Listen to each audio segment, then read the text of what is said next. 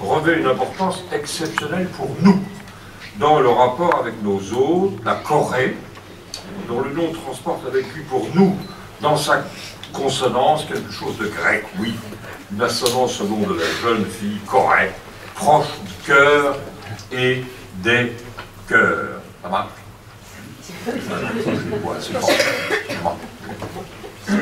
Alors ce numéro est de prime abord le nom est de prime abord un abstrait. Nous connaissons Corée, mais pas assez les Coréens, malgré la pièce de Vinaver il y a une cinquantaine d'années. Et c'est cette méconnaissance, cette négligence que la revue, c'est-à-dire la poésie, entame, diminue, répare plus concrètement. Dans le phénomène en cours appelé mondialisation, sommes-nous, gens de poèmes, un petit secteur culturel dans un coin du diagramme des échanges, pas seulement, pas principalement. Qu'est-ce qui se passe avec la poésie dans le monde? Ce n'est pas simplifiable. Dans l'affairement culturel même, phénomène social global, dans l'insurrection des identités, des phénotypes ethniques nationaux en images de marque, la poésie est reçue comme expression suprême de la capacité d'une langue, sa capacité en monde, justement. La langue étant le joyau patrimonial, l'inaliénable même. Cependant, il se passe autre chose, d'étonnant, de formidable. J'ai cherché quelques adjectifs de ce côté-là, c'est pas fameux, mais enfin bon. Étonnant, formidable. Pressant, comme un frémissement, comme une rumeur de marée montante, un autre phénomène à venir peut-être, dans le phénomène culturel même.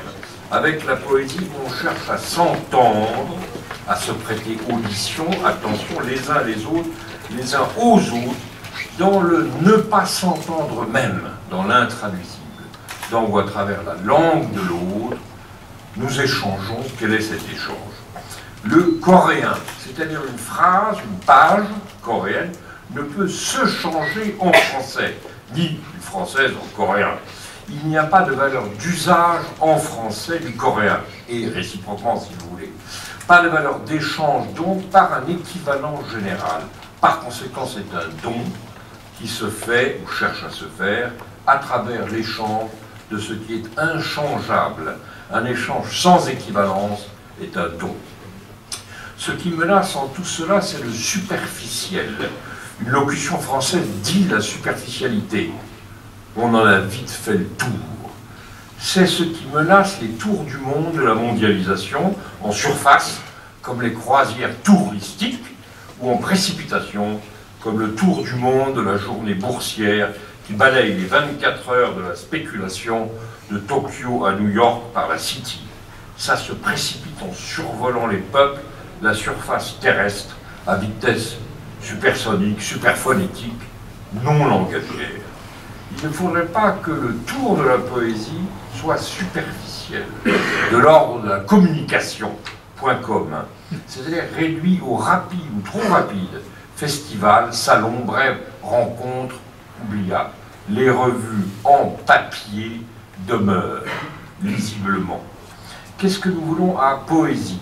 Sinon, un ralentissement, un creusement, un approfondissement, pour user donc ici du vocabulaire et donc du schème de la surface et de la profondeur, qui est peut-être même insuffisant. À plusieurs reprises, nous l'avons entrepris dans cette revue, à chaque fois singulièrement. Pour la Corée, grâce déjà à Claude, je dirais le coréen au sens neutre, allemand, das coréen si j'ose dire, le coréen numéro 88. Pour le Japon, le japonais numéro 100, ou plus récemment pour l'Italie, l'italien, avec deux numéros très précieux, très minuscules, 109, 110, et maintenant avec ce numéro 12, ou ces deux numéros, 139, 140, intitulés Corée 2012.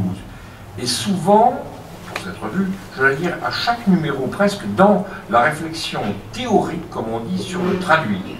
C'est-à-dire l'examen de la relation du traduire et du poétiser ou poématiser, de la poétique et de la traductique, dans la différence des littératures, puisque la question n'est pas linguistique, ni d'ailleurs seulement comparatiste au sens académique. Ce n'est pas un numéro ontologique dans une séquence d'anthologie informatique, même si cet aspect, bien sûr, ne peut pas ne pas jouer son rôle. Le tour par la poésie peut-il se poursuivre pour un état du monde plus en profondeur et qui en même temps appartiennent, ou disons ressortissent à, une pensée de la mutation polymorphe en cours, cherchant à ne pas laisser emporter dans la mutation tout ce qui demande à être conservé dans la translation. Si la mutation est une déterrestration, j'emploie un mot de Jean-François Lyotard, déterrestration ou, ça c'est moi, extraterrestration, comme dirait une écologie pensante. Alors, ne pas quitter la Terre, et donc garder avec elle un rapport comme à la terre promise, est une affaire de langage par la poésie. Ce qui ne veut pas dire se resédentariser par les racines, cette préoccupation réactive, routinière, enfin très fréquente, très répandue, mais chercher à transposer, on va dire, transposer, alors en le transformant plutôt que de le répéter routinièrement, le principe hölderlinien de l'habitation poétique. Comment les poétiques aujourd'hui peuvent-elles contribuer à habiter poétiquement, la formule Dichterische Wohnen de Hölderlin, non romantique, c'est la question. Alors, je ne peux pas m'empêcher de vous dire, je suis tombé là-dessus par hasard hier, tout à fait par hasard, journal, sur un texte de Mandelstam, et je tombe là-dessus. Alors, c'est un contexte entièrement différent, mais ça m'a frappé. Question traduite ici par de Volkovitch, je crois, de Mandelstam, comment préserver l'habitation humaine des bouleversements qui la menacent, on est en 1920, comment préserver ces murs des sursauts souterrains de l'histoire qui osera dire que le logement humain, la maison libre de l'homme ne doit pas s'élever sur terre comme son ornement le plus solide. L'épreuve de l'étranger, ce beau titre bermanien, fait tout un programme qui n'est pas seulement celui d'un effort hospitalier en langue, mais un dépaysement plus profond, qui réclame un déplacement plus multiple, une attention à l'autre, lui qui est si loin, si haut, à l'altérité plus infiniment altérante.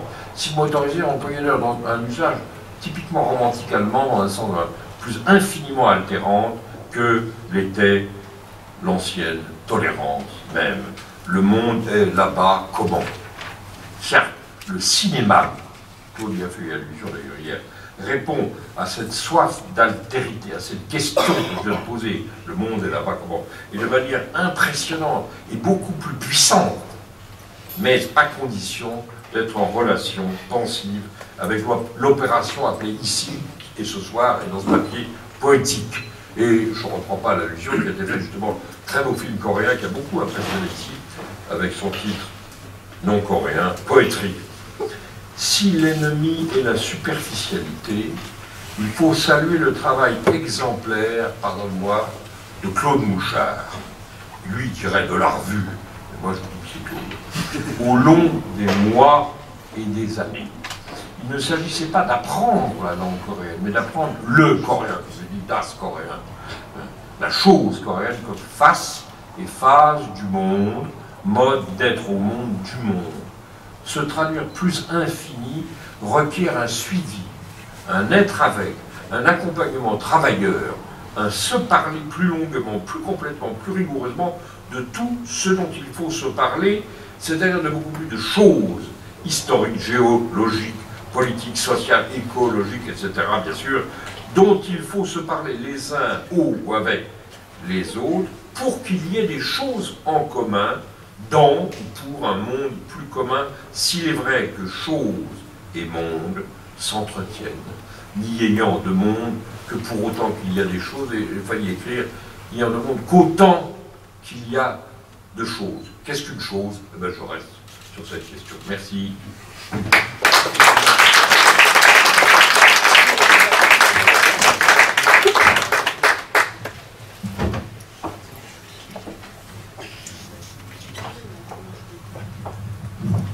Je vais tout dire un mot. Monsieur Chang, Il faut que je porte devant un micro. Oui. Excusez-moi si vous m'entendez pas. Faut pas hésiter. Donc, grand critique et professeur de Séoul, coréen donc, bien entendu. J'ai pu constater à Séoul même à quel point sa présence, son attention, sa lecture des poètes coréens contemporains était importante pour ces poètes mêmes. C'est lui donc qui a, pour la première partie, la plus importante partie, plus importante en volume, mais aussi sans doute aussi pour le fond, c'est lui qui a fait le choix et des poètes que nous avons traduits, 27 poètes, quand même, 27 poètes coréens vivants aujourd'hui. Et c'est lui qui a organisé cette anthologie d'une manière très précise et très passionnante. Donc voilà, nous lui sommes évidemment très reconnaissants. Il est là et maintenant il va parler.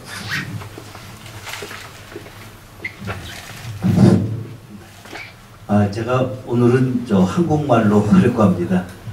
2번 연속 불어를 했더니 입에 좀 바늘이 돋습니다. Aujourd'hui, je vais parler en coréen, mais j'ai déjà présenté ce numéro de la poésie coréenne en français 2 fois. C'était assez dur pour moi. Mais aujourd'hui,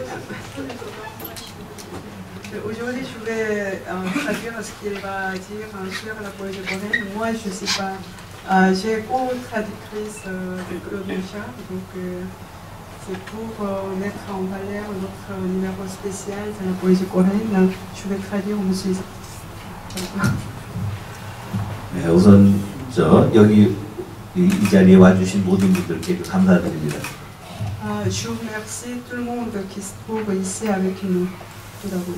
그리고 이 자리를 있게 한 잡지 포에지의 미셸 비기 선생님, 클로드 무샬 선생님을 비롯한 모든 그 포에지 관계자 그리고 블랭 출판사의 편집자분들께 감사드립니다.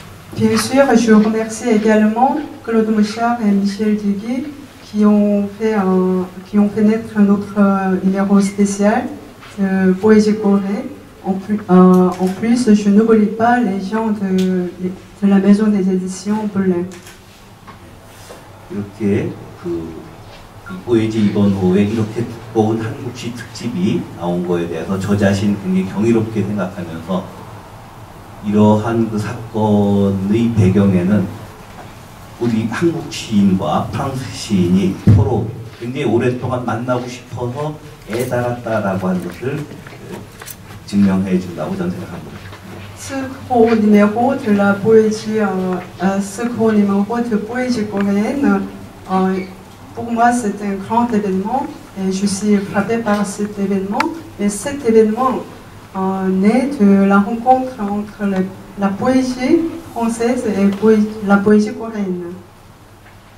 실로 1920년대 한국시가 프랑스 상징시를 통해서 현대시를 쓰기 시작한 이래 한국의 시인들은 끊임없이 프랑스 시인과 대화를 해왔습니다. Parce qu'on peut penser à la naissance de la poésie coréenne moderne à partir de l'introduction des symbolistes français dans les années 80, dans les années 20. 1920, voilà. Excusez-moi. 그리고 지금 프랑스 시인들이 한국 시를 이제 읽기 시작하셨습니다. Et aujourd'hui, ce sont des poètes français qui ont commencé à lire la poésie coréenne.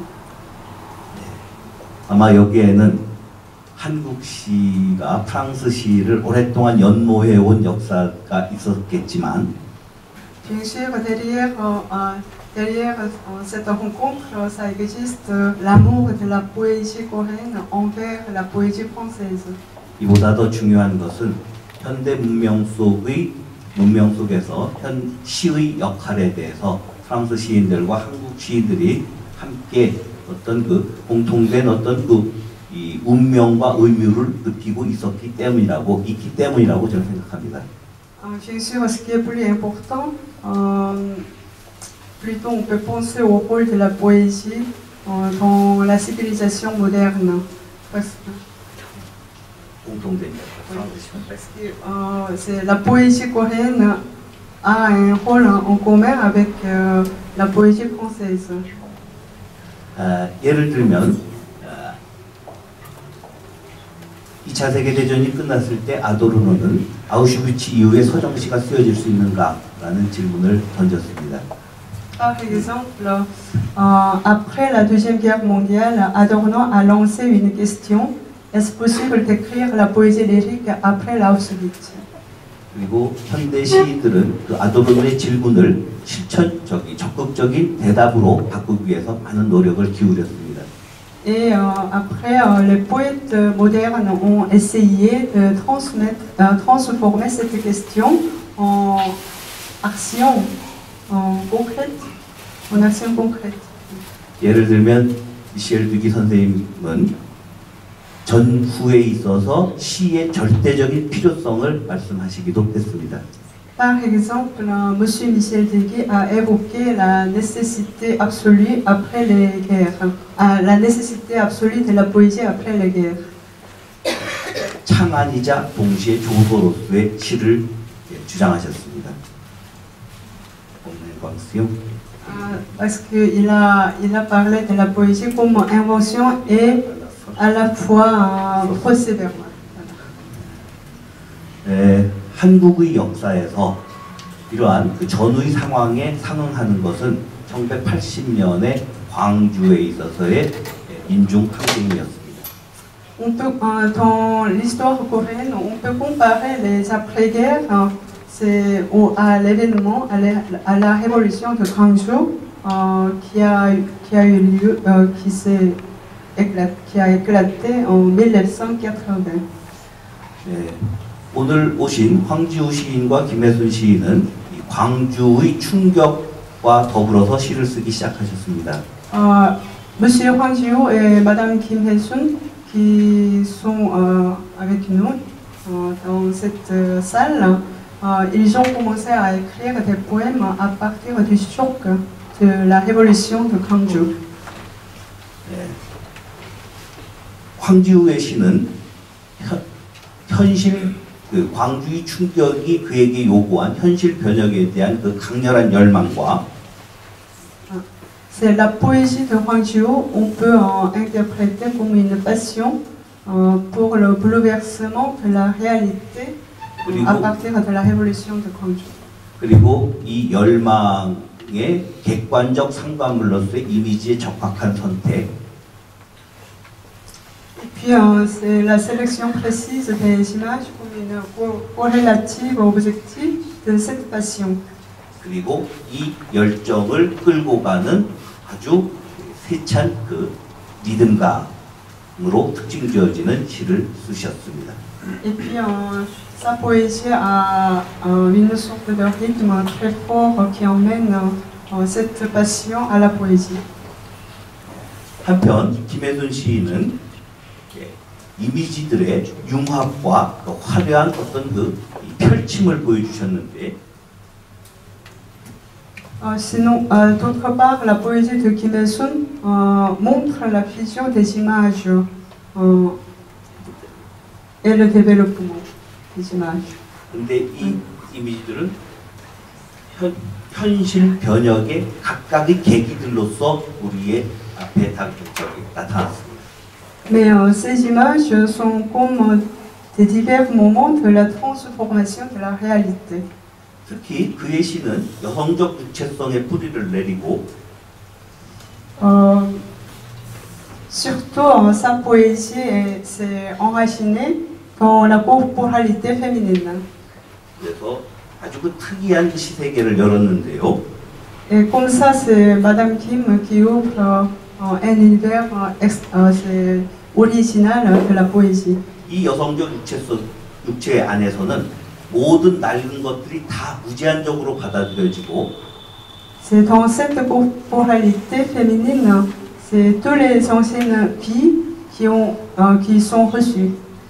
그리고 그 낡은 것들의 그 반죽을 통해서 모든 새로운 생들이 무제한적으로 태어났습니다. À travers ces anciennes vies, de nouvelles vies qui sont renées et non pas. des nouvelles vies apparaissent. 곽교환 시인과 강정 시인은 그 다음 세대에 속하는 분들입니다. C'est Monsieur Kwak Kyoan et Kang Jong. On peut les considérer comme la génération d'après Monsieur Hwang et Madame Kim. 즉 이분들은 한국 정치가 민주화된 이후에 시를 쓰기 시작한 분이라고 할 수 있습니다. Cela veut dire qu'ils ont commencé à écrire des poèmes après la démocratisation de la politique coréenne. 그러나 아직도 한국의 민주화에는 많은 문제가 남아 있습니다. Mais il y a encore des problèmes dans la démocratisation coréenne.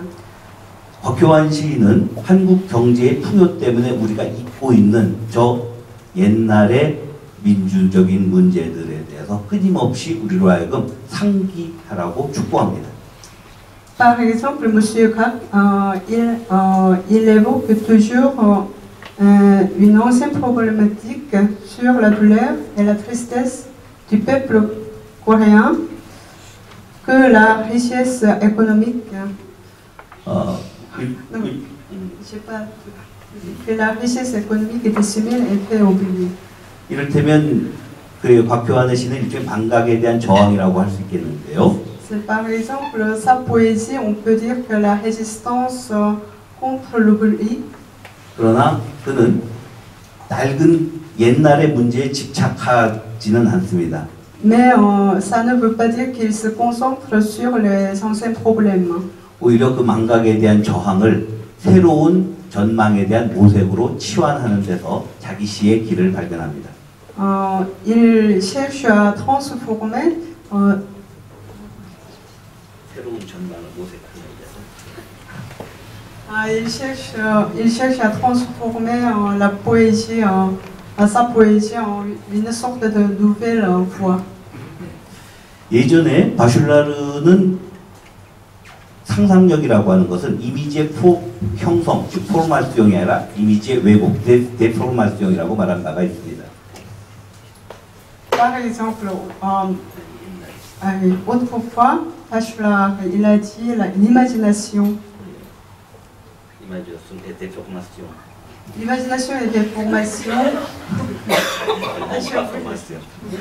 Monsieur, je traduis en français. Excusez-moi, je ne sais pas vraiment Non, mais tu dis en coréen. 강정의 시는 바로 이런 이미지의 왜곡으로서의 시를 극단적으로 밀고 나갑니다. La poésie de Kang Jong emmène les images comme une déformation de la réalité. Parce que c'est pour ça qu'il a évoqué Gaston Bachelard, mais je suis désolée, j'ai oublié pendant que je traduisais. 그 이미지 왜곡을 통해서 강정의 시인은 현대 문명에 있어서의 그 개인의 정체성을 전면적으로 해체해 가면서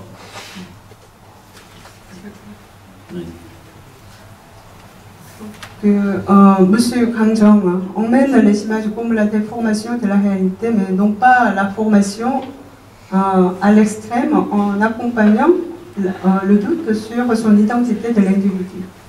그러면서 생명과 인간과 사물들, 존재와 사물들의 합류를 향해서 나아갑니다. Il va vers la fusion entre des êtres et des choses. 네, 이 밖에도 한국에는 많은 시인들이 있습니다만 제가 다 소개시켜드리지는 못합니다. Il y a encore beaucoup de poètes coréens intéressants, mais je n'arrive pas à présenter tous les poètes aujourd'hui. 그렇다고 해서 제가 오늘 오신 네 분의 시인들을 다 설명했다고 할 수 있을까요? Bien sûr, je n'oserais pas dire que j'ai bien présenté tous les 4 poètes qui sont là aujourd'hui. 시인들은 항상 비평가의 해설을 추월하고 있습니다. Les poètes avancent en fait les critiques. Les commentaires des critiques. 그러니 이 시인들의 육성을, 이 생생한 육성을 직접 들어주시는 바로 다음 시간을 기대해 주시기 바랍니다. 감사합니다.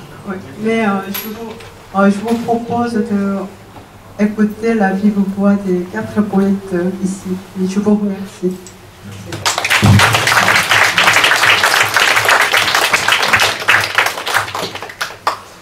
je vais tout de même je vais donc dire quelques mots. Même si on ne préférerait écouter les poètes tout de même. Mais peut-être Kim Il-sung et Wang Jiu peuvent venir maintenant.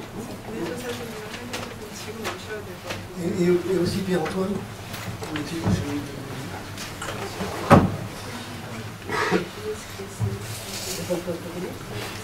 Ah oui, si, il y a une personne.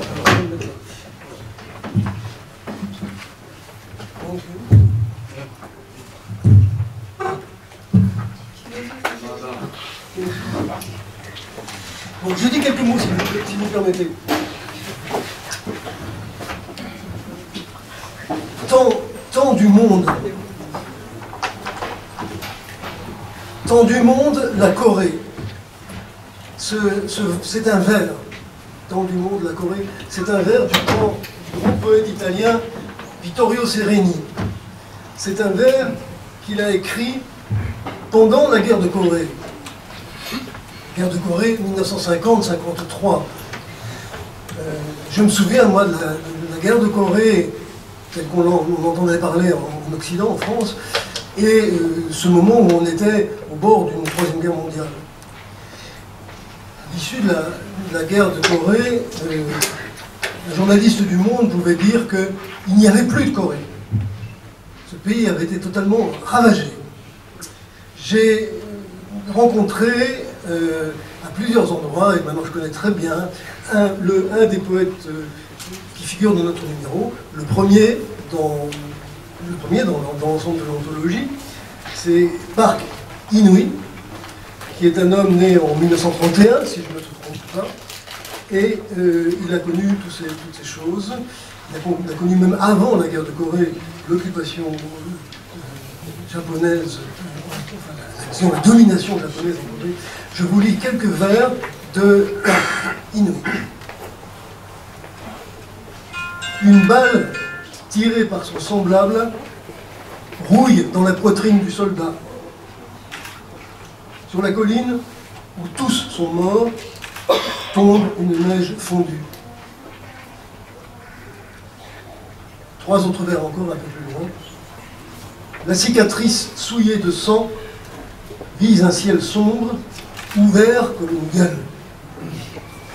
L'histoire de Park In-hui est tout à fait passionnante, je ne vais pas vous la raconter, mais c'est vraiment une histoire tout à fait spécifique de ce qui a pu arriver à un jeune intellectuel, poète, philosophe coréen qui a quitté la Corée assez longtemps après, pour de longues années.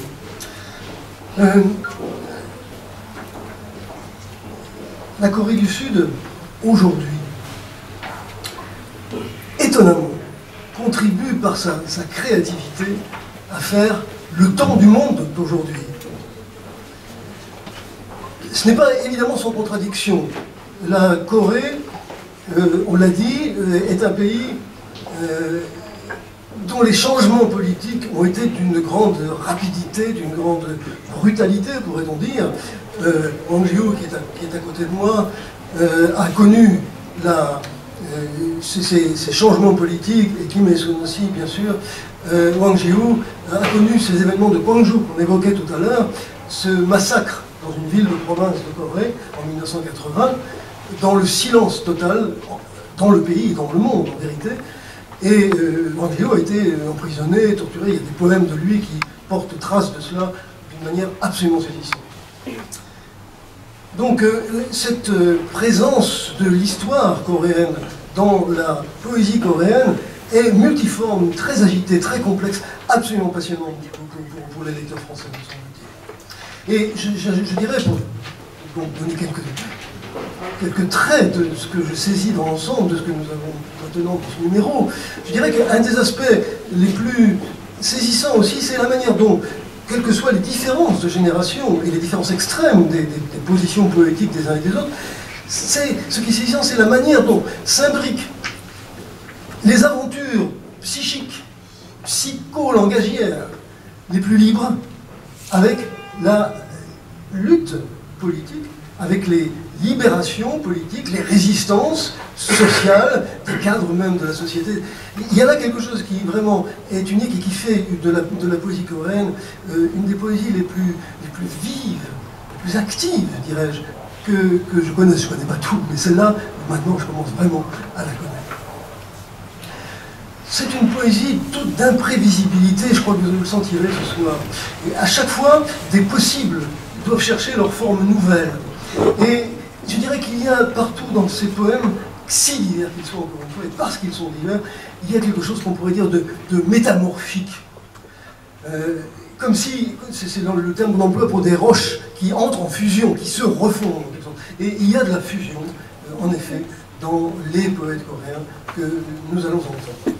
Voilà, je n'en dis pas plus pour l'instant, sinon pour reprendre à partir des propos de Michel Deguy, évidemment, Michel Deguy, quand il a fondé la revue Poésie, a fait de la traduction un des axes vraiment décisifs de cette revue.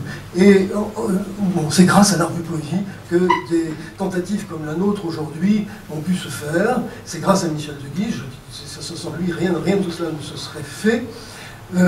Ça a été traduire, n'est pas seulement, Michel en a parlé très bien tout à l'heure, traduire dans une revue comme celle-là, c'est pas simplement donner des textes comme tels, c'est les accompagner, c'est les recevoir, c'est se modifier en quelque sorte, y compris comme une forme de revue, sous l'effet des textes que nous traduisons.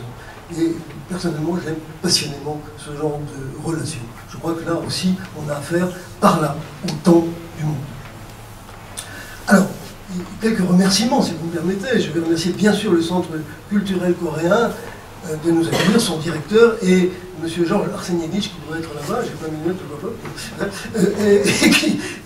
qui donc nous ont accueillis comme souvent, si généreusement. Je remercie, on l'a mentionné tout à l'heure, je répète, la Fondation Dessan, qui a rendu possible les voyages des poètes et de toute l'équipe coréenne qui est ici. Et puis remercier, il le faut bien entendu, les éditions Belin et Geneviève Oufartigue, qu'on a déjà mentionné il y a un instant. Je vous signale aussi que des numéros de la revue Poésie sont à vendre à l'entrée. Il ne faut pas oublier cet aspect. Je suis très heureux que Jean-Claude de Crescendo soit là, je l'ai aperçu tout à l'heure, maintenant je ne le vois plus. Il est directeur d'une revue en ligne qui, je crois, va connaître, si elle ne connaît déjà, une version papier, Keulmadang. C'est une très très belle publication concernant la Corée et en particulier la poésie coréenne. Notre numéro comporte deux parties inégales en dimension. La première partie est une vaste anthologie poétique dont je l'ai dit tout à l'heure, la conception est due à Jean-Paris qui a parlé, qui a fait un remarquable essai initial qui justement donne une dimension historique à tout cela. La seconde partie, après l'anthologie poétique, est faite de divers essais, dont le premier est une étude de Jo Hyun-jin, qui a aussi une dimension historique tout à fait passionnante.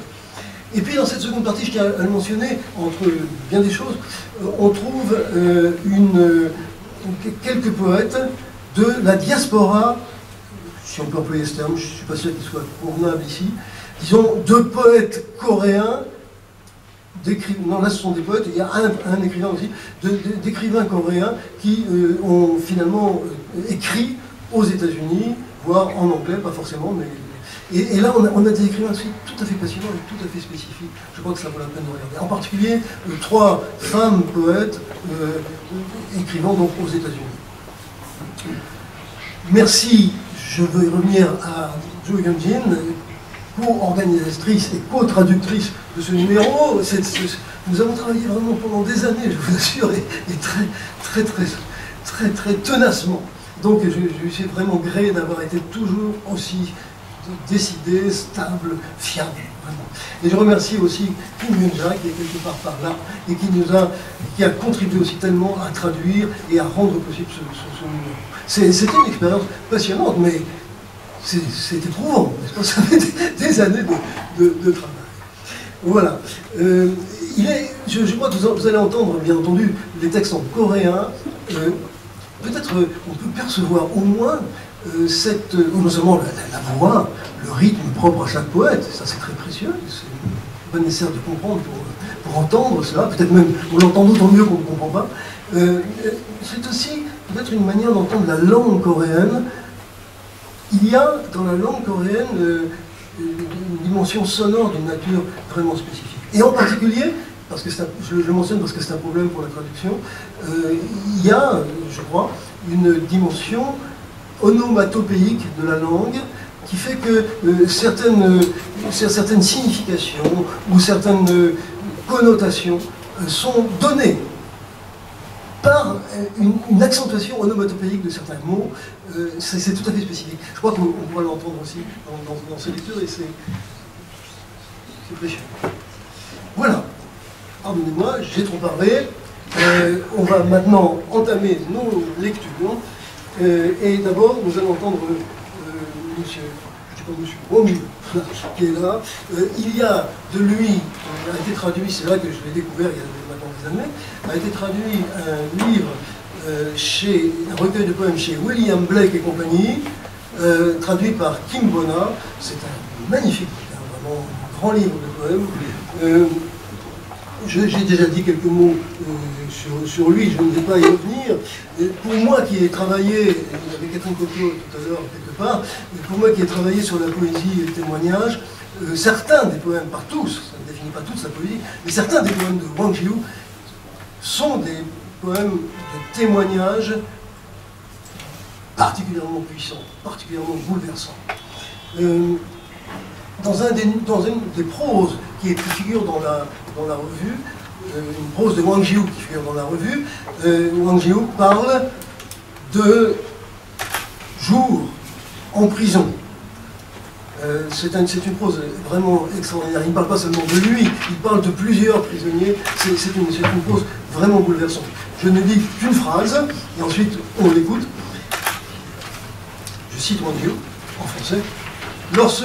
Lorsque je m'étale sur le parquet où se serrent allongés plusieurs corps, j'ai l'impression d'être étendu sur un radeau qui se trouve emporté, on ne sait où, sans fin. Au lit.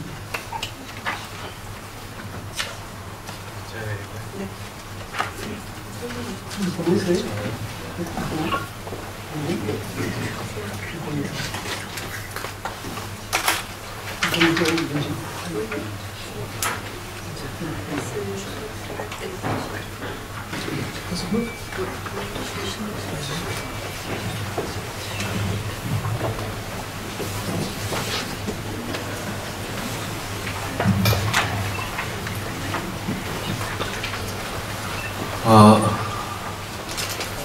시를 읽기 전에 몇 문장만 구연을 먼저 하겠습니다. 이 시는 1981년 광주 항쟁 딱 1년 뒤에 제가 그 망원 묘역에 갔다가 여기서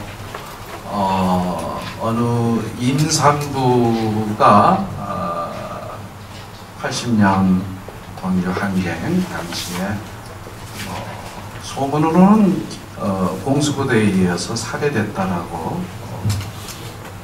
들었는데요.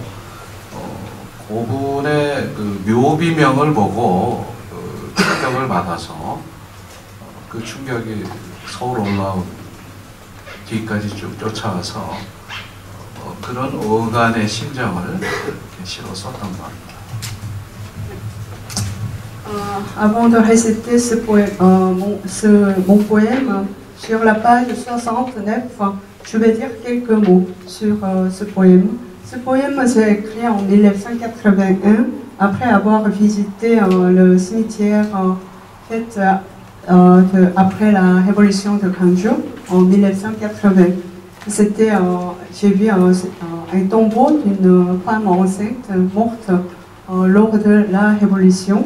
J'ai entendu parler de cette femme qui a été tuée par les soldats coréens qui étaient dans cette ville Gwangju en 1980. Donc j'ai été frappée par par ce qui a été écrit sur la pierre tombale. 예, 벌써 30년 전에 썼던 거를 막상 지금 대하니까 저도 한 30년 다시 젊어진 것 같고요. 지금 보니까 좀 더 잘 쓸 걸 하는 생각도 있고, 그런데 어쨌든 그때 제 손이 이렇게 바르륵 떨리는 것 같은 그 경련이 이번에 이 텍스트 시를 다시 보면서 여전히 느껴지는 것은 어쩔 수 없군요. Donc ce poème qui a été écrit il y a 30 ans, donc, en voyant ce poème que j'avais écrit il y a 30 ans, j'ai l'impression de rajeunir aujourd'hui, mais en même temps je n'oublie pas mon sentiment que j'avais eu à ce moment-là, c'était une sorte de tremblement. 이런 그 미세한 떨림이 이 포에지라고 하는 매우 민감한 정신의 반도체에 프랑스어로 전달되어서 여러분을 만나게 된 거 굉장히 감사하고요, 기쁘게 생각합니다. Et pourtant, je remercie la poésie, surtout pour... je remercie la poésie... La revue poésie, mais en même temps la poésie même, parce que j'ai rencontré la poésie à travers ce tremblement qui est dans la poésie même. 에서 묘지 안개꽃 5월 시외버스 하얀. 태계로에 와서도 그 산이 보인다. 3일로까지 걸어가는데 봄바람 맞으며 가는데 산은 흔들리는 자기 그림자를 발목까지 담그고 자꾸 뭔가 개워낸다. 흙덩어리인 자기를 버리기라도 하려는 듯이 그녀를 무둥태운 산 그림자가 시내까지 따라온다. 죽겠다 좀 봐줘. 그래도 온다. 뻐국새 울음에 반은 플랫에 실려 산이 가까이 멀리 그만 따라와 해도 자꾸만 시외곽 시립공원 묘지 천여구를 싣고 천계천까지 흘러온다. 경주 채씨 애숙지묘 음력 1954년 9월 14일생 음력 1980년 4월 18일 졸 여보 당신은 천사였소 천국에서 다시 만납시다 수철이 아빠 청계천 이가 횡단보도를 바삐 교차하는 사람들 사이에서 저쪽에서 이쪽으로 그녀는 아이를 업고 나타났다. 그 산이 개워낸 이물질인 듯한 하얀 안개꽃을 아이가 쥐고 흔들어 댔다. 거기서 무슨 음방울 같은 소리가 났다. 맹인을 위한 신호소리를 들으며 쌩쌩한 사람들이 이쪽에서 저쪽으로 먼저 넘어갔다. 사라지는가 했는데 그녀는 다시 자동차 부품상 앞 잡상인들 틈에서 나왔다. 그녀는 한 번만 더 아이를 낳고 싶다고 말했다. 나는 그만두라고 했다. 그녀는 한 번만 더 아이를 이 땅으로 보내고 싶다고 했다. 나는 두 손을 그었다. 지금 보다시피 우리는 서로의 발등을 밟고 있다고 나는 말했다. 뱃속에서 아이가 죽어간다고 그녀는 화를 냈다. 이 땅에 오려면 몸으로 닻을 내려 한다고 나는 말했다. 나는 적십자사 헌혈차를 피해갔다. 그리고 뒤로 돌아서서 그녀에게 정색하고 말했다. 그녀 앞에 내 슬픔이 좀 과했다고, 그대 앞에 나의 심령과학적 자의식이 좀 과했다고.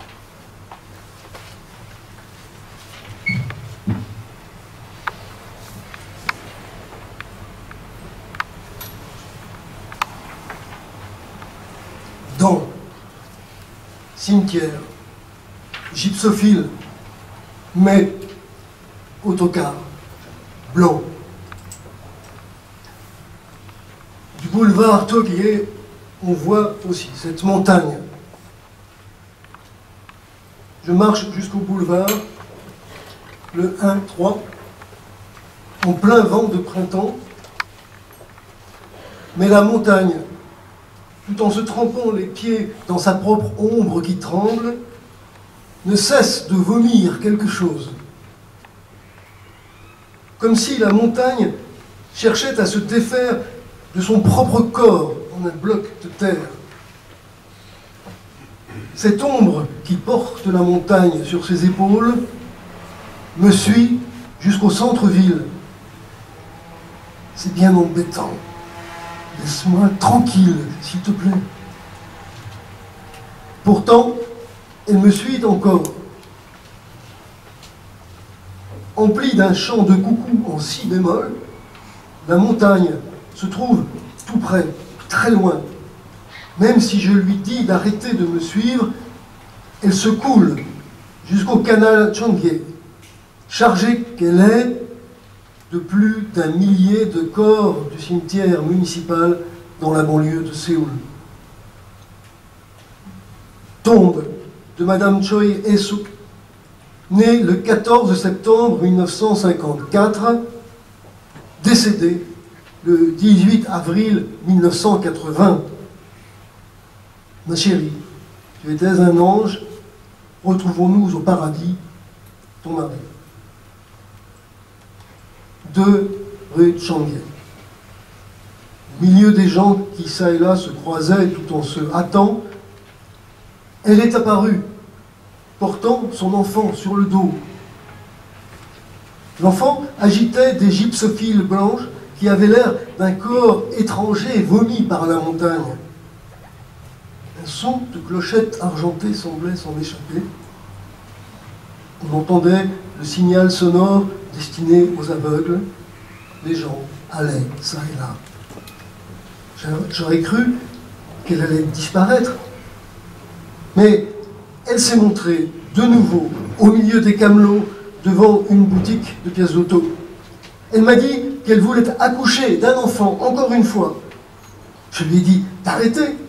Elle a dit encore qu'elle aurait voulu mettre encore une fois un enfant au monde. J'ai croisé les mains. Je lui ai dit, tu vois, nous nous marchons l'un l'autre sur les pieds. Elle s'est mise en colère en disant que le bébé était en train de mourir dans son ventre. Je lui ai dit qu'il faudrait jeter l'encre du corps pour revenir sur Terre. J'ai évité un bus de don du sang de la Croix-Rouge. Ensuite, en me retournant, j'ai parlé d'un air sérieux. Il m'a semblé qu'elle était en trop, ma tristesse, devant toi, ma conscience spirituelle face à toi.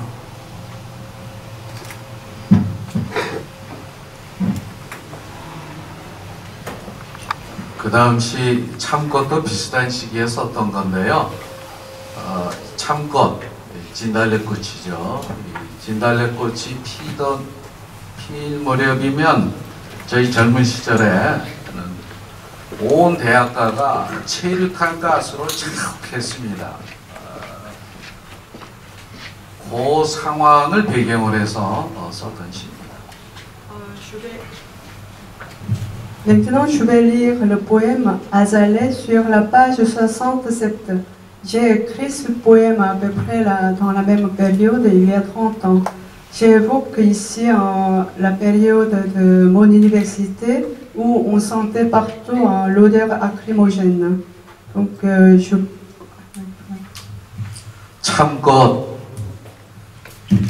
참꽃이여 내 눈이 아프다 그대 만발은 방화 같구나. 참꽃이여 눈물의 폭탄인가. 그대의 만개 앞에 내 얼굴이 확확거리고 화주 먹은 듯 내 가슴 확확 불인다. 참꽃이여 어찌하여 그대는 나를 참회의 가매로 쳐넣는가. 나는 부끄러워 여러워서 차마 그대 만화 방창을 다 지켜보지 못하겠다. 두 눈 뜨고 보지 못하겠다.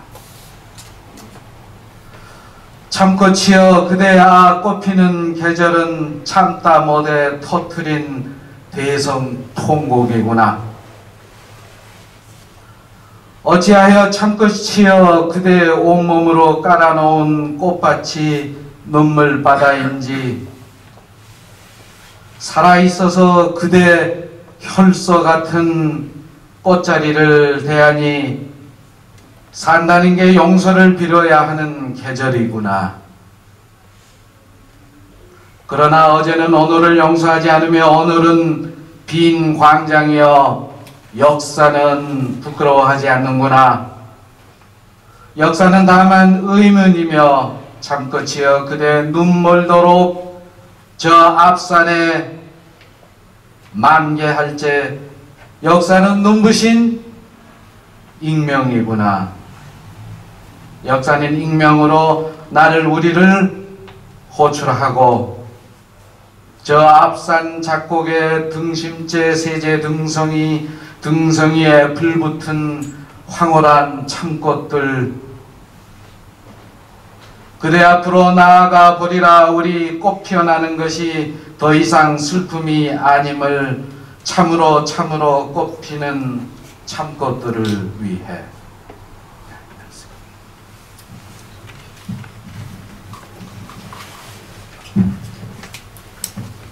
Azalée, Azalée, Azalée, j'ai mal aux yeux. Ton épanouissement est incendie volontaire. Azalée, es-tu donc bombe de larmes? Je rougis de ta pleine floraison. Et comme à boire de l'eau de vie, mon cœur prend feu. Oh Azalée, feu! Pourquoi me mets-tu en humeur de confession? Comme j'ai honte. Confus, je n'ose contempler la splendeur de ton déploiement. Je n'ose te regarder de mes propres yeux. Azalée, ah, la saison où fleurir, c'est pour toi éclater en incoercibles sanglots. Oh Azalée, le champ de fleurs que tu as corps et âme déployé, comment peut-il être océan de larmes? Je suis en vie face à ce lieu en fleurs comme un texte écrit de ton sang. C'est le temps où vivre, où demander pardon. Mais hier n'a pas de pardon pour aujourd'hui. Aujourd'hui, aux places désertes, l'histoire ne ressent pas de honte. L'histoire n'est qu'interrogation, ô Azalée, jusqu'à t'aveugler dans cette montagne-là en plein épanouissement. L'histoire est anonymat éblouissant. L'histoire nous convoque dans l'anonymat. Cette montagne-là, Col Jack, Col Dungsing, Col Seize, crête. Des azalées éblouissantes brûlent les crêtes. Nous irons vers vous. Fleurir n'est plus tristesse. Nous irons vers les azalées qui, oui, fleurissent.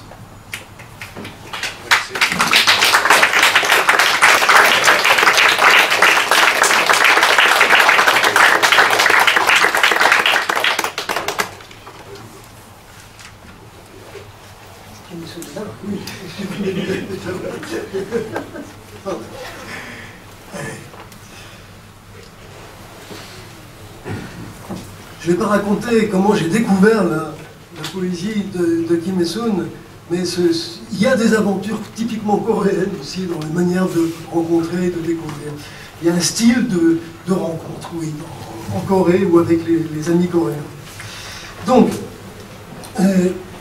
l'écriture de Kim Il-sung, il y a beaucoup de pages dans le numéro de Kim Il-sung, il y a beaucoup de poèmes, mais il y a aussi des proses et un entretien qu'on a traduit, que j'ai traduit de l'anglais. L'écriture poétique de Kim Il-sung est d'abord peut-être d'une liberté mordante, pour ne pas dire par moments insolente. Il y a dans ce numéro un bon nombre de poètes femmes, et il ne s'agit pas d'imaginer, enfin je n'ai aucune idée sur ce qui serait une poésie féminine, mais il y a de la poésie dans ce numéro écrite par des femmes coréennes, et à chaque fois, qu'elles soient des femmes, comptent énormément dans leur position et leur écriture poétique. Kim Il-sung est sans doute celle qui a le plus contribué à libérer la parole poétique pour des femmes, mais aussi pour de jeunes poètes qui me l'ont dit en Corée même. Elle écrit souvent par métamorphose. Michel de Guy souvent a parlé de l'importance capitale de la métaphore, de la comparaison dans la poésie, dans une dimension fondatrice du langage poétique. Chez Kim Il-sung, c'est la métamorphose, comme si les entités qui apparaissent se transformaient, se rendaient fluides, passaient les unes dans les autres, avec encore une fois, je répète ce mot, une liberté tout à fait étonnante et en même temps complètement convaincante. Je vais tout de même, avant qu'elle dise poème, je vais vous lire juste quelques lignes d'une prose qui est dans le numéro. Elle écrit ceci. Mon écriture, donc ça c'est une prose sous forme d'entretien, si vous voulez. Hein. C'est pas une prose poétique au sens rituel du terme. Mon écriture flotte entre le dedans et le dehors de moi. Comme un chien qui a perdu son maître, je suis l'odeur de telle ou telle personne en demandant si elles sont moi. Dans tout pareil moment, le discours poétique est pluriel. Les multiples jeux souffrants sont joyeux. Leur joie me sauve de l'oublieuse existence.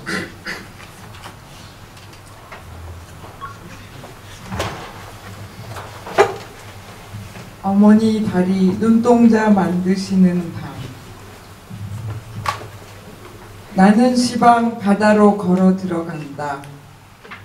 머리를 베개 위에 반듯하게 얹고 두 손을 가슴 위에 나란히 포개고 그렇게 왼발 오른발 한밤내 걸어 들어가면 우리 아버진 바다 깊이 잠들어 계시고 우리 어머니는 한 천년째 바다를 휘젓고 계시다. 그러면 세상의 파도란 파도, 그 모든 파도의 물방울 방울마다 세상의 모든 아가들 영롱한 눈망울 하나씩 맺히고 우리 아버지 배꼽에선 연꽃 한 그루 억세게 높이 자라 그 연꽃 속에서 뛰어나온 청년이 바다 위 마을의 집집마다 영롱한 눈망울 2개씩 배달 나간다. 그러나 시방은 다시금 내가 그 바다에서 걸어 나올 시각 나는 가슴에 나란히 보겠던 손을 풀고 5대양 6대주 넘실거리던 내 두 눈동자의 주름을 거두어 들고 이불 밖으로 몸을 솟구쳐 올린다.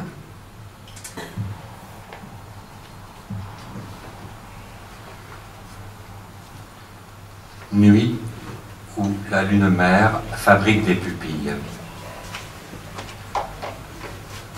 À présent, j'entre dans la mer à pied, plaçant la tête bien droite sur l'oreiller, posant parallèlement une main sur l'autre sur la poitrine. C'est ainsi que, pas à pas, toute la nuit, j'y entre à pied. Le père est endormi dans la mer profonde. La mer, depuis 1000 ans, remue la mer. Alors, en toutes les vagues du monde, en chaque goutte d'eau de toutes ces vagues, se trouvent en suspens les yeux clairs de tous les bébés du monde. Du nombril de notre Père, une fleur de lotus s'élance très haut. De la fleur de lotus sort en courant un jeune homme, à chaque foyer du village sur la mer. Il livre ses deux yeux clairs. Mais à présent, il est temps que de nouveau je sorte à pied de la mer, libérant les mains posées parallèles l'une à l'autre sur la poitrine, rassemblant les rides de mes yeux qui ondulent sur les 5 océans et les 6 continents, me jetant hors de la couette, je me dresse. 2000년 전에 한국에 낭낭이라는 공주가 살았거든요. 그런데 그녀는 적이 오면은 스스로 울리는 북을 찍고 적국의 남자한테 도망갔습니다. 지금 제가 읽을 이 시에는 그런 설화가 배경으로 있습니다. Maintenant, je vais lire le poème Princesse Nang Nang qui se trouve sur la page 82. Ce poème a rapport avec une histoire d'autrefois. La princesse Nang Nang a vécu il y a 2000 ans. Elle s'est enfuie de son pays pour retrouver son amant, prince du pays ennemi, en déchirant le tambour qui sonne de sel lors de l'apparition des ennemis. 낭낭 공주 그녀가 온다. 북을 둥둥 치며 온다. 하늘의 고막을 둥둥 울리며 온다. 벼락을 안고 오는지 대문이 저절로 무너진다. 그녀가 온다. 한 발자국 한 발자국 내디딜 때마다 그녀의 마음이 내게로 온다. 내 마음이 둥둥 울린다. 이렇게 두꺼운 아버지의 고막을 찢고 그에게 가리. 나는 마치 바다를 깔고 누운 것 같다. 커튼을 치고 내 팔을 차단하고 그녀가 떠들썩한 텔레비전 방송국을 망치로 내리친다. 베개에 피가 번진다. 내 온몸의 세포가 나를 떠나려 한다. 심장이 번개처럼 갈라진다. 나는 벼락 맞은 땅처럼 아프다. 그녀가 온다. 내 몸속으로 온다. 7시간째 걸어온다. 하수병이 깰 것이다. 아버지의 군대도 깰 것이다. 달이 잘 당겨진 북처럼 팽팽한 하늘을 텅텅 친다. 그녀가 온다. 태풍의 눈을 둥둥 두드리며 온다. 나는 그녀가 잘 지나가라고 내 몸을 판판하게 펴준다. 내 몸 위로 말발굽이 지나간다. 그녀의 날성칼이 내 눈 속에서 번쩍한다. 어디선가 전투기들이 출정한다. 멀리서 온 태평양 함대가 전멸한다. 텔레비전 방송국이 폭발한다. 궁성의 오물들이 넘쳐 흐른다. 그녀의 눈 속에서 샘물이 철철 솟아 흐른다. 검은 별들이 비오듯 쏟아진다. 물지들이 머릿속을 갉아먹는다. 그녀가 온다. 아직도 온다. 아버지의 궁성이 땅속으로 꺼지고 거기서 연못이 솟아오른다. 수양버들이 미친 듯 흔들린다. 그녀가 온다. 천둥 번개를 안고 온다. 아버지의 북이 둥둥 울릴 때마다 내 안의 병사들도 출정한다. 내 몸속에서 시냇물처럼 소리치며 쉼없이 흐르던 칼의 바다. 그녀가 나를 부른다. 그녀의 쓰라린 맨발이 둥둥 내 빈 가슴을 울린다. 내 몸속 우물이 철철 넘쳐 흐른다. 아버지, 이 북을 찢고 그를 만나리. 그녀가 울면서 온다.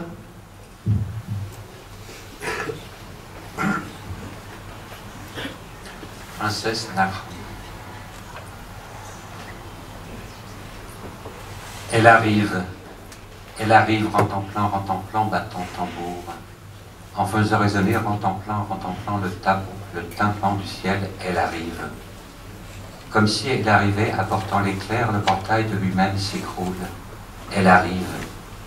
Chaque fois qu'elle fait un pas, puis un pas, son cœur vers moi arrive. Déchirant le tympan si épais du Père, j'irai là où il est. Il me semble que je suis allongé sur la mer, fermant le rideau, interceptant l'ombre cérébrale elle cogne au marteau sur les rumeurs de la station de télévision. L'oreiller s'imbibe de sang. Dans tout mon corps, les cellules cherchent à me quitter. Le cœur, comme l'éclair, se fend. Telle la terre frappée par la foudre, j'ai mal. Elle arrive. Dans mon corps, elle arrive. Voilà 7 heures qu'elle marche. Une sentinelle va se réveiller. L'armée du Père va aussi se réveiller. La lune bat boum boum. Le ciel raide comme tambour tendu. Elle arrive. En tapant, en rentemplant, l'œil du typhon. Elle arrive. Pour qu'elle passe aisément, j'étale tout mon corps. Des sabots me passent sur le corps. Son couteau aiguisé me brille dans l'œil. D'on ne sait où, des avions de chasse partent pour le front. Venus de loin, la flotte du Pacifique est anéantie. La station de télévision explose. Les puits du palais royal débordent. Dans son œil, l'eau de la source jaillit à flot. Les étoiles noires, comme s'il en pleuvait, se déversent. Des rats aquatiques rongent le fond des pensées. Elle arrive. Toujours, elle arrive. Le sol du palais royal du Père s'affaisse et une fontaine en jaillit. Des sauts pleureurs sont follement agités. Elle arrive. Avec la foudre, elle arrive. Chaque fois que sonne en rentemplant le tambour du Père, les soldats en moi partent aussi pour le front. Dans mon corps, c'est comme l'eau d'un ruisseau, c'est la mer d'un couteau, coulant sans cesse en criant. Elle m'appelle. Douloureux, ses pieds nus, rentemplant, font résonner mon cœur vide. Dans mon corps, le puits déborde à grands flots. Ah, Père, c'est en déchirant ce tambour que je le retrouverai. En pleurant, elle arrive. 다음에 읽을 시는 우리나라에서 어린이들이 소풍을 갔는데 하룻밤 자는 캠핑을 갔는데 불이 나서 많이 죽은 적이 있거든요. 그 사건이 이 시의 배경으로 있습니다. Maintenant, je vais lire le poème La télévision noyée dans l'eau qui se trouve sur la page 80. Dans ce poème, il y a une histoire terriblement triste. Il y a quelques années, en Corée, un incendie a tué des dizaines d'enfants qui étaient alors en colonie de vacances. 물속에 잠긴 TV. TV는 마치 욕조와 같아. 나는 TV 욕조 속에서 하루 종일 나오지 않는 그녀를 내려다보네. 손가락이 쪼글쪼글해지고 거울은 뽀얗게 흐려지고 머릿속까지 밀려 들어오는 미지근한 물. 마치 더운 물을 보충할 때처럼 돌려지는 채널, 암흑방에서의 TV 시청. 점점 더 깊은 땅속으로 끌려 들어가서는 묻혀서도 숨쉬는 허파처럼 끝나지 않는 TV 시청. 그러나 자정 뉴스가 끝나면 그 뉴스에 이어서 그 뉴스를 견뎌내는 건 바로 그녀. 오늘 밤 자정 뉴스는 50명의 넥타이 맨 남자를 보여주었지만 여자들이 맡은 배역은 불에 타 죽은 아이를 껴안고 몸부림치며 우는 역할뿐. 나는 이어서 그녀라는 이름의 TV를 들여다보네. 푸른 그늘이 용솟음치고 침묵으로 얼어붙은 수초들, 그 사이로 통곡하는 물고기들이 장의사 행렬처럼 떠가네. TV가 끝난 후 이 뇌파 어항의 불빛은 너무 춥고 곧 이어서 흘러나오는 죽은 아가들의 울음소리. 그녀는 절대로 TV 눈꺼풀을 감지 않네. 잠을 자는 것도 그녀에겐 일종의 말하기 방식. 그녀는 잠속에서도 우는 배역은 싫어. 잉크도 종이도 없는 곳에서 흘러나오는 TV 욕조 속 미지근한 물속을 무거운 고개만 이리저리 흔드네. La télévision noyée dans l'eau. La télé est comme une baignoire.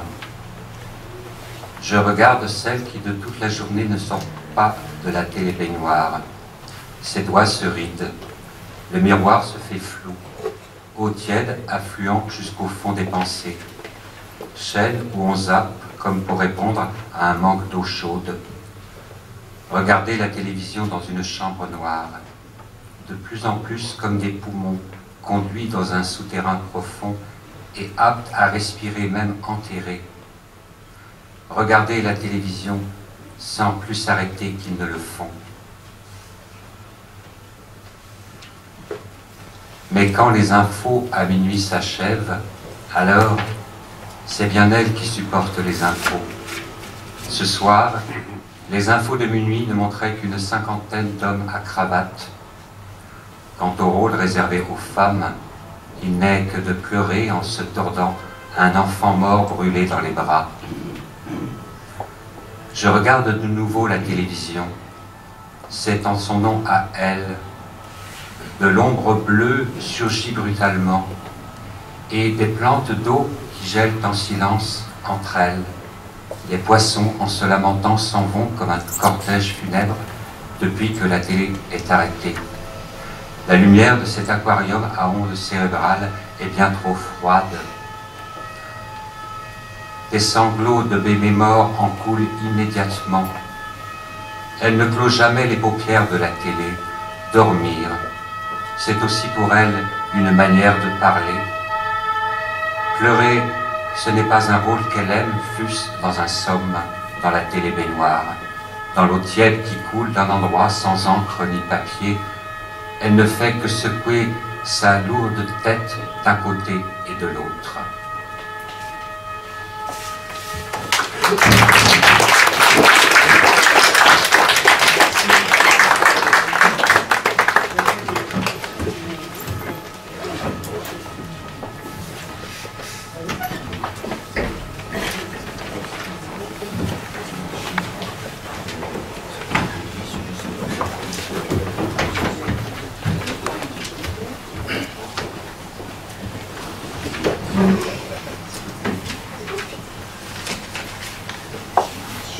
Johan,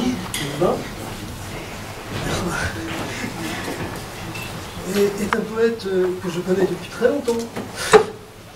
Et, pour moi, je dis quelques mots simplement. Les poèmes, oui, pardon. Les poèmes de M. Quoique traversent le temps et l'espace. Vous allez l'entendre, je pense, très, très vite. De la Corée à l'Europe. Ils sont localisés ou délocalisés peut-être d'une manière tout à fait singulière. C'est un poète qui paraît presque secret, à la fois imprévisible et d'une précision extrême, d'une acuité dans le détail qui me frappe énormément. Mais tous ces poèmes que nous entendons, au fond, tremblent entre deux positions. Parler de ce qui est reconnaissable historiquement, par exemple, et ne parler que de ce qui surgit selon le geste même de parler. Les deux sans cesse, dans ces poèmes, passent l'un dans l'autre. Qui est-ce qui dit c'est 40 poèmes?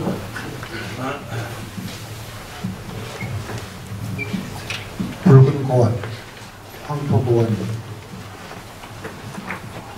고비 사막을 닮아가는 붉은 고원이 둥글다. 나는 이곳에 바람없는 지도를 그린다. 물의 기억은 없다. 지평선도 없다. 경계가 무너진 붉은 곡선을 따라 붉은 산, 넘어 다시 붉은 산. 하늘은 열려있고 구름은 파동친다.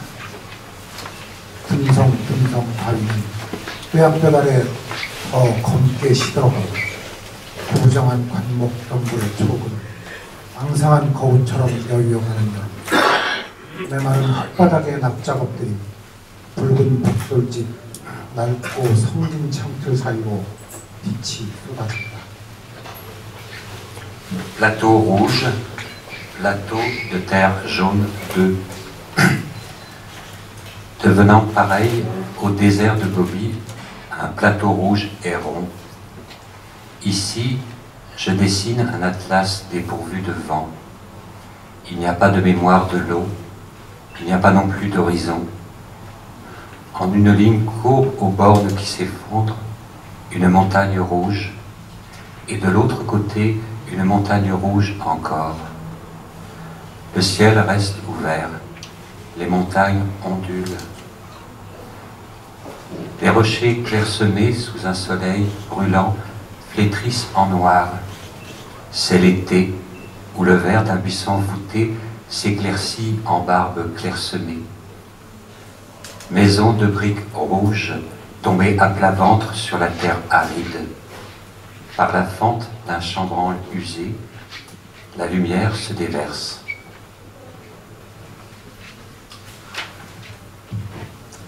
앞서간 사람들의 길, 칠개 길을 앞서간 이들을 따라 바다를 닮은 호수를 품은 내륙 도시를 지난다. 호반을 둘러싼 아름드리 오동나무, 굽고 비틀리고 휘어진 굵은 가지 마디마디. 먼저 이 길을 간 사람들의 삶이 그랬을지니 더디게 오는 여름 저녁물 아래서 편지를 쓴다. 누군가 꼭 한 번 읽어줄 엉엉 울며 혹은 눈물을 삼키며 그렇게 걸어간 사람들에 대하여 그 슬픈 그늘에 대하여 상해, 가흥, 모한, 남경 그리고 중경 한 발짝도 내다볼 수 없는 농무자욱한 길을 더듬으며 사랑하는 이를 위해 일기를 쓴 사람, 폭을에 웅크려 떨며 누군가를 기다리던 사람, 다시 그날이 와도 숙명처럼 이 길을 묵묵히 갈 사람들에게 철이든 들복하라도 만나면 물소리, 새소리, 벌레소리, 아이들 제잘거리는 소리를 담아 가만히 들꽃 소식과 함께 바람에 실어 보내주니 고맙다고, 고마웠다고, 그래서 나 오늘 다시 이 길을 간다고 무심히 여름 벌판을 적시는 강물에게도 길이 있다고, 길 넘어 다시 길이 있다고. Le chemin des gens qui m'ont précédé. Poursuivant ceux qui m'ont précédé sur un chemin noir de jet, je parcours une cité côtière embrassant un lac tel une mer. Un gros colonial qui enclôt la bordure du lac de jointures de gros rameaux courbés, tordus et ployés comme les vies de ceux qui ont avant moi pris ce chemin, dans une lueur crépusculaire d'été, arrivant doucement, j'écris à qui me lirait au moins une fois. Il s'agit de gens qui ont marché en sanglotant ou en ravalant leurs larmes. Il s'agit du nombre triste. Shanghai, Jiaxing, Wuhan, Nankin et Chongqing. Quelqu'un tient son journal pour l'être aimé. À tâtons, dans un chemin plein d'épais brouillards, on ne voit pas plus loin que le bout de son pied. Quelqu'un attend, quelqu'un tout grelottant blotti dans une caverne.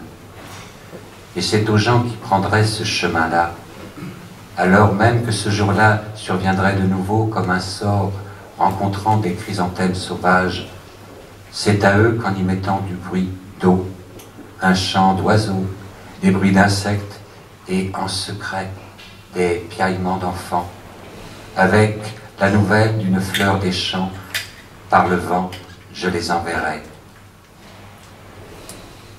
Je les remercie, je les ai remerciés, et je reprends aujourd'hui ce chemin. Il doit se trouver un chemin jusque dans l'eau du fleuve, arrosant par hasard les champs d'été. Il doit s'en trouver un autre encore, par-delà ce chemin-ci.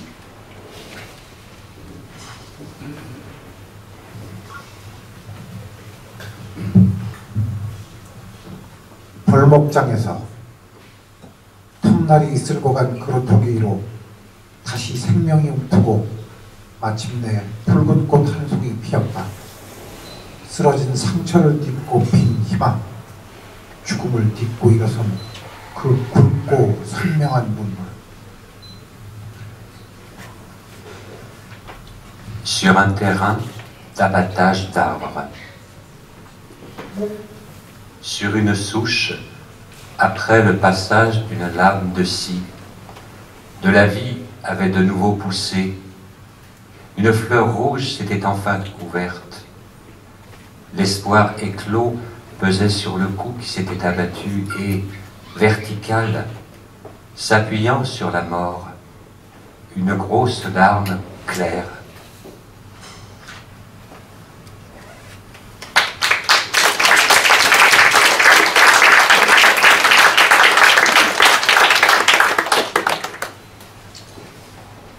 Parmi les traducteurs et auteurs du numéro, je n'ai pas mentionné tout à l'heure, Alain Gentio et Nomi Souk qui sont là et qui sont des traducteurs décisifs pour la poésie coréenne, en particulier pour un des poètes les plus connus que Michel Deguy connaît bien, c'est Go-eun, évidemment, dont ils ont traduit plusieurs recueils, mais pas seulement. Et dans le numéro, il y a aussi un article d'Alain Gentio. Alors maintenant, qui est ici, j'ai déjà dit l'autre jour combien bouleversante fut la découverte pour moi de ces poèmes, découverte qui s'est faite en traduisant. C'est Sankwari qui avait proposé que Yunjin et moi traduisions ces poèmes, et à mesure qu'on travaillait, je sentais apparaître des sortes de présences dans chaque poème qui m'ont passionné. Kang Jong est aussi musicien, rocker, et nous lui avons demandé une prose, un texte, enfin, où il parlerait de poésie et musique. Il nous a envoyé un texte que vous trouverez dans le numéro, et la traduction de ce texte a été une aventure, véritablement. Yonja, Madame Kim Yonja, qui est là, on sait quelque chose. Nous avons passé des heures, vraiment, à onduler, on pourrait dire, il fallait onduler, ondoyer avec cette prose incroyable, mais qui finalement est absolument, elle aussi, saisissante. Voilà, j'en ai trop dit, on y va, pardon.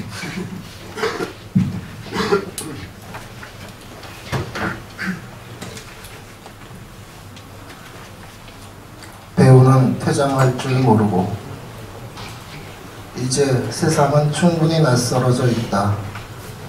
배우인 나는 한 번도 죽어보지 않았기에 무대가 곧 나의 무덤임을 안다. 나의 대부는 없다. 나는 나를 펼쳐보고 모방할 뿐이다. 조명이 입을 담은 침묵과 어둠의 한 귀퉁이. 나의 연기는 웅크림에서 출발한다. 사람들은 나에게 말을 걸지 못한다. 하얗고 단단한 이빨로 팝콘을 씹으며 객석에 엉덩이를 내려놓을 뿐이다. 조명이 입을 열어 싱그러운 무대 위에 나를 뱉어낸다. 산다는 건 죽음의 결핍이야. 죽음이 무언데 나의 어둠을 되찾는 것.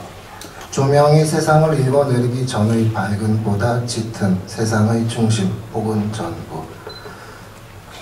객석에는 작고 동그란 어둠들이 심어져 있다. 그들은 조명 아래 나를 보지만 나는 어둠 속의 그들을 본다. 밝음은 나의 탓이 아니다. 조명이 들어오면 나는 항상 많은 걸 설명해야 한다. 그러나 하지 않겠다. 어떤 방향을 주시하도록 유도하지도 않겠다. 어둠이 곧 모든 방향이므로 나는 나를 모방한다. 그러나 하지 않겠다. 나의 행위가 곧 나의 기록이므로 어둠 속에 불을 지른다는 걸 상상하지도 않겠다. 불은 쉬이 꺼지고 어둠보다 짙은 잔해가 거기에는 남는다.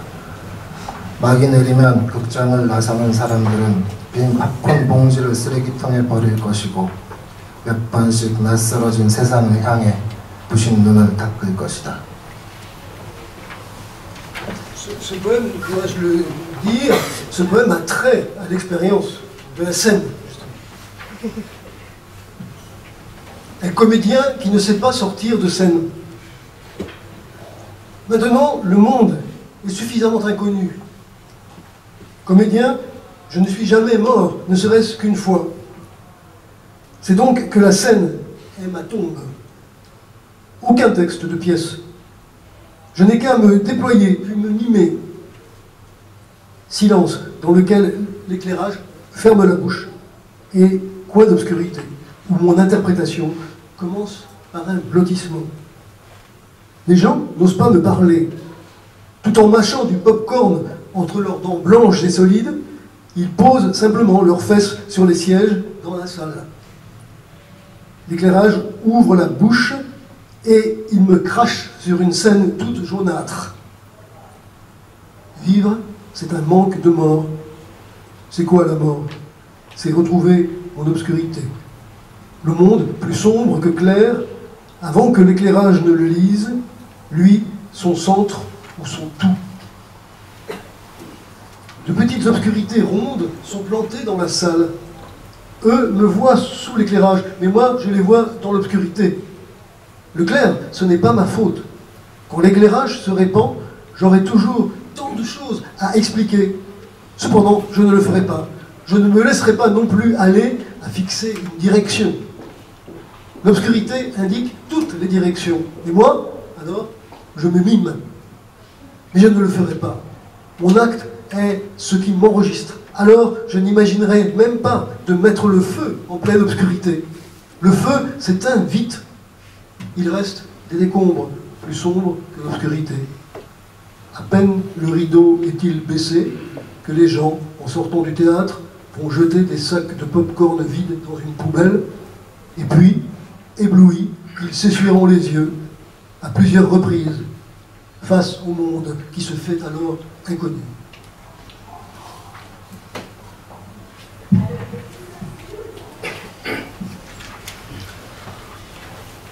당신을 만난 이후로 그래서 그 이후로 나는 병들어 있는가? 당신을 처음 만났을 때 하늘 가운데서 떨어진 바람이 돌덩이로 부어 당신을 흉내냈어. 예전부터 당신은 거기 있었지만 그러나 그 첫 대면 이후 당신은 사라졌지. 당신이 된 바람, 돌덩이가 된 당신의 모방자, 당신의 과거는 나의 미래야. 지워져 알 수 없지만 알 수 없기에 신비로운 혼돈, 움직이지 않는 가면의 당신이지만 상상 속에서 나는 당신과 사랑을 나누지.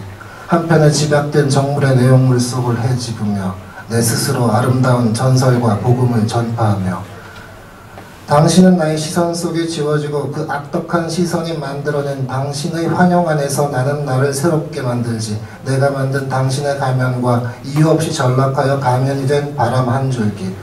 모든 죄들을 완성하면 그건 더 없는 용서가 되겠지. 병들지 않으면 살 수 없을 나.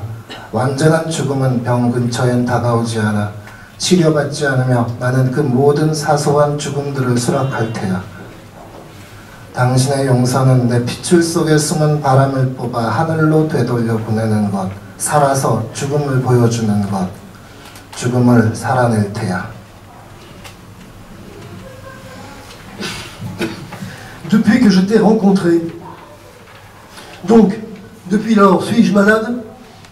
Quand je t'ai rencontré pour la première fois, le vent tombant du milieu du ciel s'est durci en un bloc de ciel. Il t'imitait. Tu avais toujours été là, mais tu as disparu dès la première rencontre. Vent devenu toi, devenu, à t'imiter, bloc de pierre. Ton passé est mon avenir. Il est effacé, je ne peux pas le connaître, c'est un chaos mystérieux. Toi, masque immobile, et moi, qui fais l'amour avec toi en imagination, soit que je fouille le recueil d'une nature morte condensée, ou que je prêche moi-même une belle légende et la bonne nouvelle, en mon regard, tu t'effaces. Et je me renouvelle en ton fantôme que produit vicieux ce regard. Ton masque, je l'ai fabriqué, et un souffle de vent décline sans raison pour se faire masque. Si je vais au bout de tous les péchés, ce sera un pardon sans égal. Vivre sans être malade, impossible. La mort parfaite n'approche pas la maladie. Si je ne suis pas soigné, j'accepterai une mort totale, celle qui ne compte pas. Ton pardon, c'est arracher le vent caché dans ce qui m'irrigue, puis le renvoyer au ciel. C'est montrer la mort tout en étant en vie. Je vivrai la mort.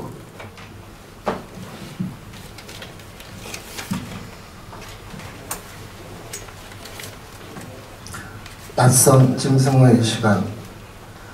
냄새로 사물을 식별하는 것 비단 네발 짐승의 장기만이 아니다. 지워진 너의 냄새가 사방 분분한 낙엽의 마지막 숨결에서 배어나온다.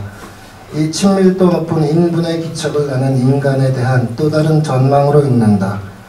인간이 사랑을 멈추지 않을 까닭은 이미 퇴화한 감각에 대한 질긴 향수 때문이다. 기억에서 지워진 사람을 다시 지우려는 욕구 탓인지 휴일엔 동물원이나 유원지 따위가 문전성시다. 몸이 쉬는 날 치고 마음이 아프지 않은 적이 내게는 없다. 끝을 모르는 짐승의 고요한 낮잠을 읽으며 음악을 들으면 허공에 박물관 도록처럼 펼쳐지는 이미 멸종한 생물들의 연대기. 이별은 그러니까 내가 고기를 먹는 날이다. 소위 인간보다 전능한 것들의 살을 씹으며 인간이기를 방면하려고 애쓰는 건 내 몸 안에서 죽지 않은 누군가의 심장이 짐짓 예술적으로 교태를 부리며 이 몸 바깥의 어떤 사물을 만지려 하기 때문이다. 고기를 먹고 나서 거울을 보고 거울에 담긴 서글픈 육식동물의 눈알을 탐하며 지구 멸망의 마지막 스위치를 내리듯 수음에 몰두한다. 그 순간 머릿속은 너무도 시적으로 파악해버린 현대 물리학 이론의 집성전이다. 시와 초가 분방하게 경계를 넘으며 한평밭 남짓 화장실 공간이 수천만 인마가 살상된 채 까마귀 떼를 후리는 저 먼 당송시대쯤의 격전장으로 변한다. 마지막 한 방울까지 토해내면 나는 인간의 정념 바깥으로 나갈 수 있을까? 시공 공률의 첨단을 제멋대로 해체하려 드는 이 미련한 전념을 측은하게 바라보는 누군가가 있다. 황망해진 마음을 후다닥 감추려 짐짓 다른 표정을 바꿨으며 코를 싱긋거리는 이 몸이 어느덧 벌써 다른 짐승의 육체. 고기 냄새를 풍기고 온 날이면 어김없이 내 손길을 피하는 안방 고양이의 새침한 눈알 속이다. 이제야 알겠다. 살을 굽인 시간이 많을수록 네가 내가 되고 나는 그 어디에도 안 보이는 바람이 되어버리던 까닭을. Dans l'aspect érotique ou franchement sexuel de ce poème se glisse, je ne vais pas l'analyser, mais vraiment une étrange pensée, très très précise en réalité. Je n'en dis rien, c'est une énigme peut-être, mais pour moi elle est très, très présente.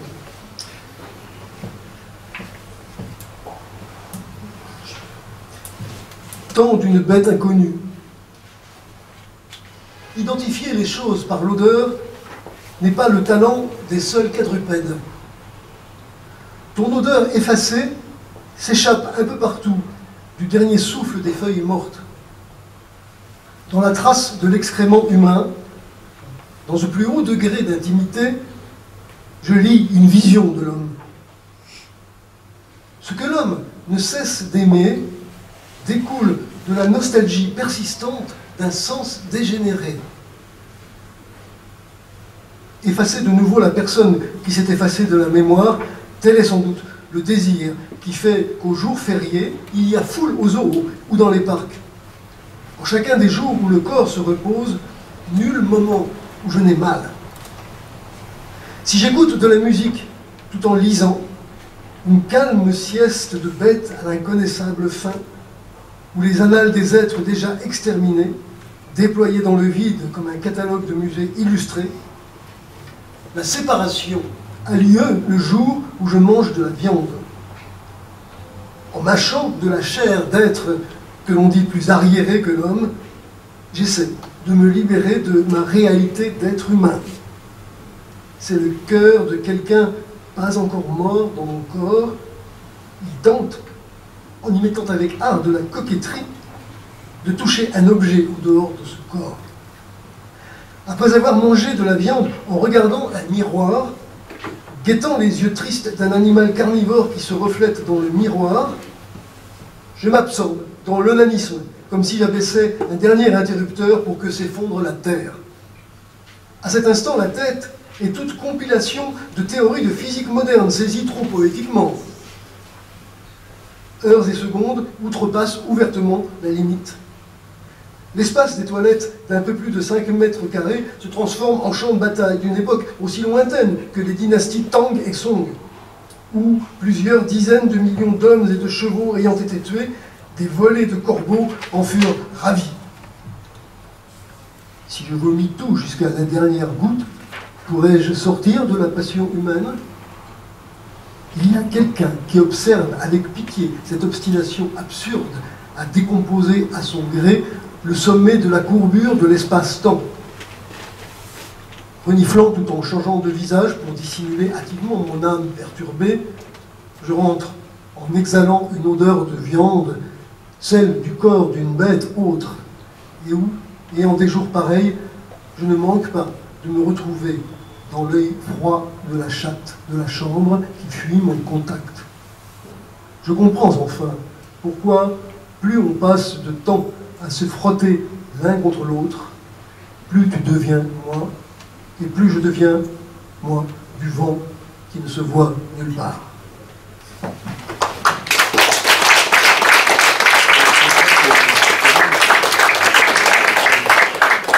vais permettre quelques mots de conclusion, si à moins que quelqu'un veuille prendre la parole. Mais pour l'instant, en tout cas, de conclusion à ces lectures. Donc,